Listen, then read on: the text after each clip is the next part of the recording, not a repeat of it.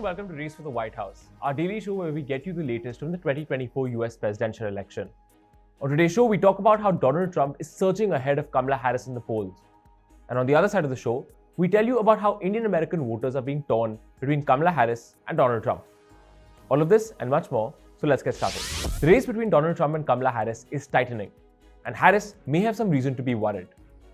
That's because Trump has now pulled ahead in several national polls just days before the election. A Fox News poll from mid-October shows that Trump leads Harris by 2 points, with 50% of public support to her 48%.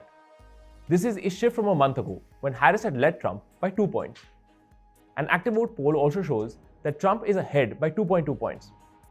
But this poll had Harris leading by 1.4 points back in September. The NBC News poll from early October tells a similar story.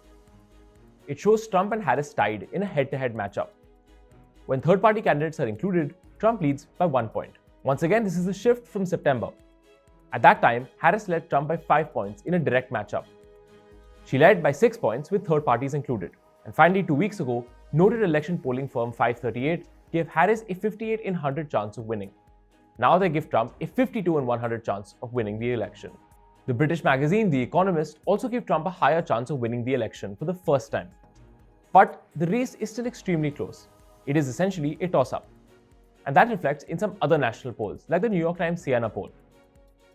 Some say that Harris is still marginally ahead of Trump, but still Trump does seem to be gaining ground. The real battle, though, is likely to be in the states. In 7 battleground states, which include Arizona, Michigan, Nevada, and Pennsylvania, it's still not great news for Harris. State polls have shown a lot more movement towards Donald Trump. Compared to September, Harris has lost ground in every single one of the 7 battleground states in this election. This is why Trump's chances of winning have actually improved.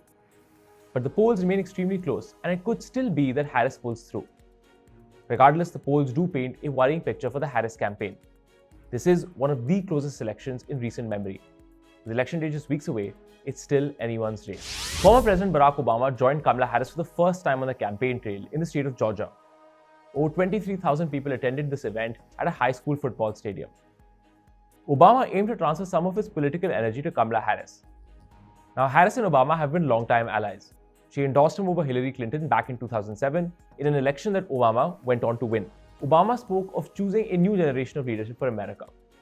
Harris, meanwhile, adopted Obama's iconic slogan, leading the crowd in a "Yes We Can" chant. She praised Obama's leadership and noted how he unites rather than divides. She then shifted focus to attacking Donald Trump. Harris called Trump an unserious and dangerous authoritarian. She also highlighted his negative impact on democracy and the everyday lives of Americans. Harris also promoted her own plans for healthcare, the economy, and small businesses. She condemned abortion bans, calling them immoral. Barack Obama backed her up and questioned why people would believe that Trump could shake things up for the better. Obama also said that there's no evidence that Trump cares about anyone but himself. Harris also echoed Obama's calls for a fresh start. She promised to be a president who sees, understands, and fights for the American people. Now, the Harris campaign is also relying on the influence of major celebrities to energize voters. Famous musician Bruce Springsteen also performed at the rally. He played a 3-song set and called Trump an American tyrant. Thursday's event also featured a variety of entertainers and public figures, including Tyler Perry, Spike Lee, and Samuel L. Jackson. Georgia is a key battleground state. The state's capital, Atlanta, which is a large black population center, is crucial for Democratic votes. But Harris has struggled to gain support from black men. Again at the rally, African-American Senator Raphael Warnock tried to remind voters about Trump's past discrimination against black renters during his era as a property mogul. The rally in Georgia was a clear effort to boost Harris in a critical final stretch. With Harris trailing Trump in the state, it remains to be seen whether this will have any market effect. A fresh political battle is being waged for the support of the Indian American community. While the community has traditionally leaned Democratic, this is due to the party's support for inclusion, immigration reform, and progressive values. In 2020, around 74% of Indian Americans voted for Joe Biden. However, recent trends show that some are shifting towards the Republican Party. That's largely because of mixed results on immigration from the Biden administration, as well as a mixed record from the current administration on issues that Indian Americans care about. For example, some Indian Americans feel let down by slow progress on issues like the economy. While Kamala Harris is a unique candidate in this election and her Indian heritage is important, Indian American voters are still doubtful about her. Many are proud about her run, but others are drawn towards economic conservatism. They express frustration with the Biden administration's immigration policies. Immigration issues, especially the green card backlog, are a sore spot for Indian Americans. Many feel that Biden has not done enough for legal immigrants, including Indian Americans. Republican candidates like Donald Trump and Vivek Ramaswamy are actually capitalizing on this frustration.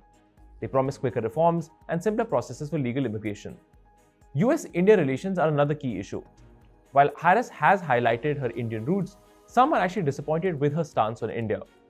The administration's perceived inaction on the Khalistani movement is a point of tension. Meanwhile, Republicans have always taken a firm pro-India stance and have drawn support on key national security concerns for Indian American voters. Finally, there's also economic issues which are crucial for Indian American voters.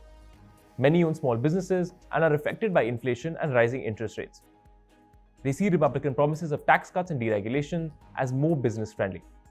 Wealthier Indian Americans are also increasingly drawn to Trump's economic policies, his tax cuts, and his macho style. There's also an external influence here. Events like the Howdy Modi rally in 2019 in Texas left a positive impression of Trump among many Indian Americans.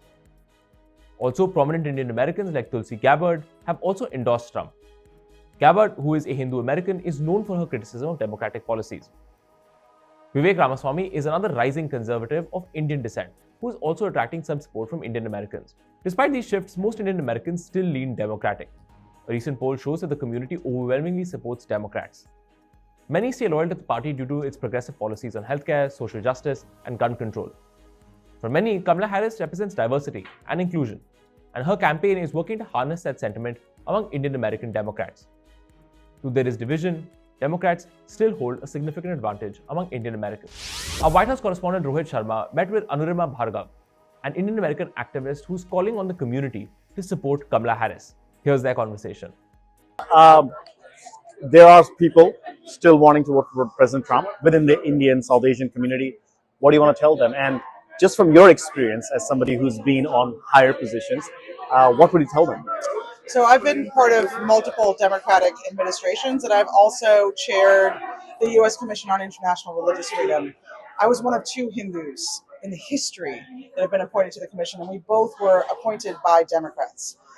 I also just want to remind people that when we think about who thinks about, who knows about, who sits with, who spends time with our community, it is Democrats, right? And in so many ways, right? So we have all had the chance to go spend time, celebrate our holidays from Diwali to Guru Nanak's birthday to have, for example, we were just talking about the fact that Raksha Bandhan was the beginning of the Democratic National Convention. So part of what was happening at the convention is we were tying Rakis on each other.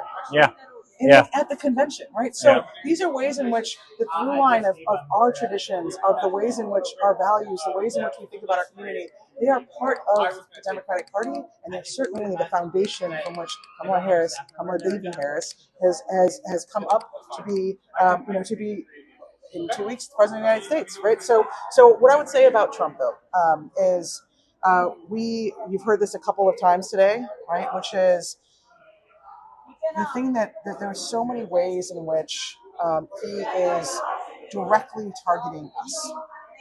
One of them is that there's a plan. It was a plan that was put in place in his last administration, and the person who architected it just said he's going to turbocharge it, which is to try and take away the citizenship of those of us who are naturalized citizens, and to push people out who are naturalized citizens, people who have spent the time, they have paid their taxes, they have come here, they have contributed to America, and they are now Americans.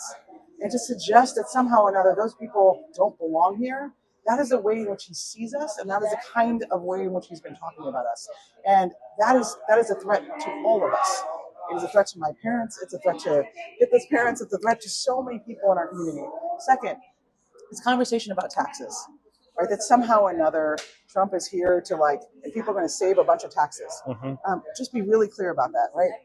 Kamala Harris, when she's talking about any change in taxes, it's for the highest marginal tax rate. So that's people who are millionaires or above, right? She has promised us, those of us who make what most people make, which is under $400,000, that she's going to actually make sure that we have more money in our pocket, that we can actually, have a way in which our taxes are cut. That we're not beholden to rich corporations who are paying no taxes and the burden falls on us, right? And that has been her promise, which is very different from what he has said here, right? Which is he's going to tax foreign goods. What does that mean? The mangoes, the chunky chop masala, the dosa mix, the samba mix, the paratas that we're getting at our markets. Those are what he's trying to tax. The goods that are coming into this country. Don't forget prescription drugs. And prescription drugs. And the last thing is, for so many people who are our age, who are in their 30s, their 40s, their 50s, in some ways right now it's a time where we are the sandwich generation, right? We are trying to take care of our kids, and we're also trying to take care of our parents. And one of the things that is so important right now is that our elders, our parents, have many options of how they want to live. We are not a community that goes into like retirement homes, right? We're not a place that it would take everything for me to put my parents into some place like that, right? So how do I make sure they can get care at home? One of the things she's just talked about is home care for seniors. Yeah. And those are the kinds of ways in which she's investing in our families so that we can be at home and we can live in the way that we understand how to live and how we value. So those are a couple of the reasons that I think of in my own life of why it's such a stark difference between. I mean, there's no comparison to a man who literally laughs at. Right.